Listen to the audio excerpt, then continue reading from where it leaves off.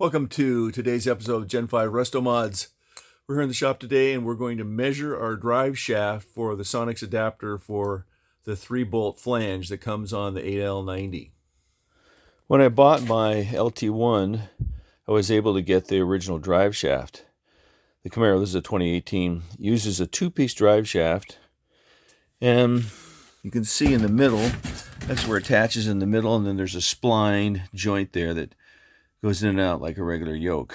It also has these things, I call them rubber donuts, or I'm not sure, they call them guibos.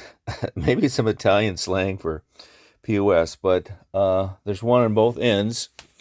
And my Driveline said, hey, Driveline guy said, get rid of these things. They're too hard to balance. So let's dive under the car. Okay, so here's your Sonics adapter. 3-bolt, replaces the guibo, and then a regular U-joint here.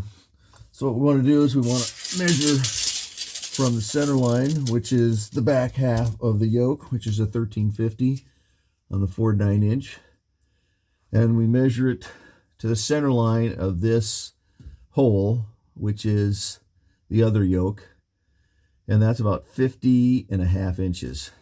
So you give that number to your Driveline shop, and they will subtract or reduce the amount of engagement because of your slip shaft, which is usually about 1 inch to 1.25 inches, somewhere around in there. You want to have enough movement so they can expand and contract.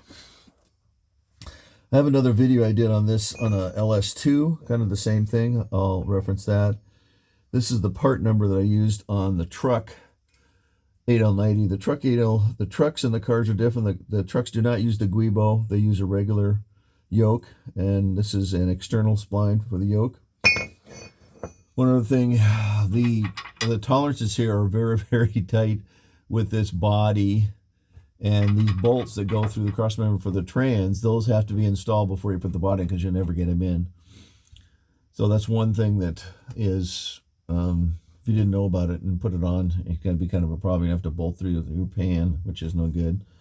So the other thing is the exhaust goes in through like this and down, and this is a 1/4 inch steel plate from the roaster shop, and then that ties together here on the bottom and provides exceptional rigidal torsion for the frame, which is a work of art. So I really enjoy working on the car with a roaster shop chassis. It's really a different level than anything I've ever done, and it's the only way I'm rolling. So stay tuned for the next episode.